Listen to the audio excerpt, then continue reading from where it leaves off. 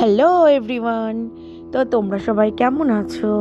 তো আমার না মানে কি বলবো, এই ঠান্ডা হালকা হালকা পড়ে যাওয়াতে ভিডিওগুলো আপলোড দিতে কিন্তু একটু লেট হচ্ছে। তো তোমরা কিছু মনে করো না, টাইম কিন্তু আমার একই রকমই থেকে যাবে।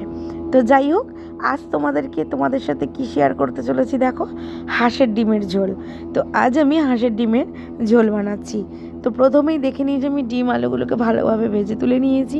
তারপর ওই তেলেই দিয়ে দিয়েছি আমি আদা, পেঁয়াজ, রসুন সমস্ত কিছু পেস্ট, না পেঁয়াজটা কুচি দিয়েছিলাম আর বাদবাকিগুলো আমি পেস্ট করে দিয়েছিলাম। আর টমেটো ছিল, টমেটোটা পরে দিয়েছিলাম। তারপরে নুন হলুদ দিয়ে ভালোভাবে কষাই করে মশলাটাকে কষিয়ে বলতে বলতে না মানে জুড়িয়ে যাচ্ছে, কষিয়ে নিয়ে তারপর তাতে আলুগুলো দিয়ে ভালোভাবে নেড়ে চেড়ে জল ঢেলে দিয়ে ডিমগুলোকে আমি দিয়ে দিয়েছিলাম। বেশ খানিকক্ষণ ফুটে ওঠার পর এতে দিয়ে দিয়েছিলাম গরম মশলার গুঁড়ো, নামানোর আগে একটু ঘি। আর হ্যাঁ, ধনে পাতাটাও কিন্তু অ্যাড করেছিলাম, ওটা অপশনাল, তোমরা চাইলেও দিতে পারো না চাইলেও দিতে পারো। তো আমি 3টে ভাগে ভাগ করে নিয়েছি। ছোটো যে বাটিটা ওটা শ্বশুর বাবার জন্য, আর এদিকে হচ্ছে বড় যে গামলা, এই ছোটো ছোটো দুটো গামলা, একটার মধ্যে দুপুরের, একটার মধ্যে রাতের। কারণ আমাদের একবারই রান্না হয়, সেটা আমাদের দুবার করে খাওয়াটা হয়।